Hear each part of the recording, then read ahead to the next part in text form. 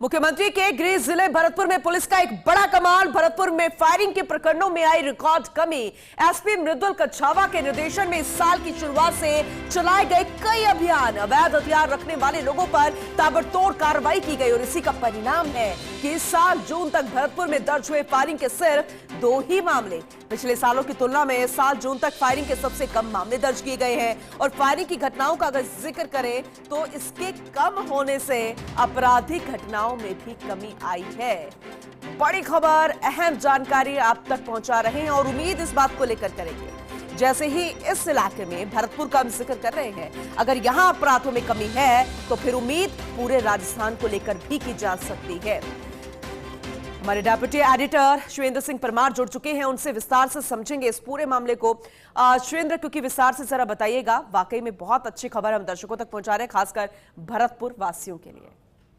पूरा भरतपुर जो जिला है वो उन जिलों में शामिल है जहाँ फायरिंग की खूब घटनाएं होती हैं। भरतपुर, धौलपुर ये जिले बदनाम है। यहाँ पर लोग बड़ी संख्या में अवैध हथियार रखते हैं, फायरिंग करते हैं और जब फायरिंग होती है तो उससे लोग घायल होते हैं, कई लोगों की मौत होती है। लेकिन जून महीने के जो आंकड़े हमें मिले हैं भरतपुर पुलिस के, वो वाकई हैरान करने वाले आंकड़े हैं, क्योंकि बहुत अच्छा काम भरतपुर पुलिस ने करके दिखाया है। सिर्फ 2 मामले दर्ज हुए हैं। कितना बड़ा जिला है भरतपुर, खूब थाने हैं इस जिले में, लेकिन पूरे भरतपुर जिले में सिर्फ और सिर्फ 2 मामले दर्ज हुए हैं। इन 2 फायरिंग की घटनाओं में भी किसी व्यक्ति की जान नहीं गई है, यानी कि सामान्य फायरिंग की घटना इनको मानी जाए।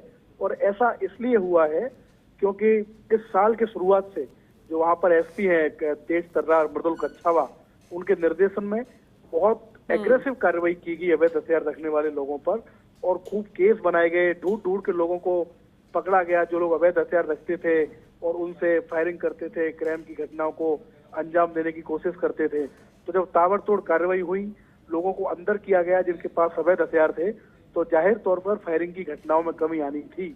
लेकिन इस खबर के मायने इसलिए भी हैं क्योंकि भरतपुर मुख्यमंत्री भजनलाल शर्मा का गृह जिला है और जब भरतपुर मॉडल डिस्ट्रिक्ट बनकर उभरा है फायरिंग की घटनाओं में कमी लाने के लिए, तो बाकी जिलों को भी भरतपुर से सीखना चाहिए कि किस तरीके से फायरिंग की घटनाओं को कम किया जा सकता है। क्योंकि फायरिंग की जो घटनाएं होती हैं ये दहशत बढ़ाती हैं। पूनम, मान लीजिए किसी गांव में, किसी कॉलोनी में सरेआम फायरिंग हो जाए तो आसपास के लोग डर जाते हैं, दहशत का माहौल होता है। लेकिन ताबड़तोड़ कार्रवाई, अग्रेसिव कार्रवाई, उसका परिणाम ये रहा कि फायरिंग की घटनाएं सिमट कर रह गई है भरतपुर जिले में। 6 महीने में 2 घटनाएं होना और उसमें भी किसी की जान नहीं जाना, ये इस बात का प्रमाण है कि जो प्रोएक्टिव पुलिसिंग की है एसपी मृदुल कच्छावा और उनकी टीम ने, उसका परिणाम है कि फायरिंग की घटनाएं बिल्कुल खत्म होने की तरफ भरतपुर जिले में है। और उम्मीद है कि जून के बाद जुलाई महीना शुरू हुआ है, दिसंबर तक ये जो शुरू की छमाही में 2 इंसिडेंट फायरिंग के दर्ज हुए हैं, उम्मीद है कि आने वाली छमाही में ये 2 इंसिडेंट फायरिंग के भरतपुर में दर्ज नहीं हो। बिल्कुल, और तब भी वो जो नया आंकड़ा सामने आएगा उस पर भी हम चर्चा कर रहे होंगे। शिवेंद्र, बहुत शुक्रिया विस्तार से जानकारी देने के लिए।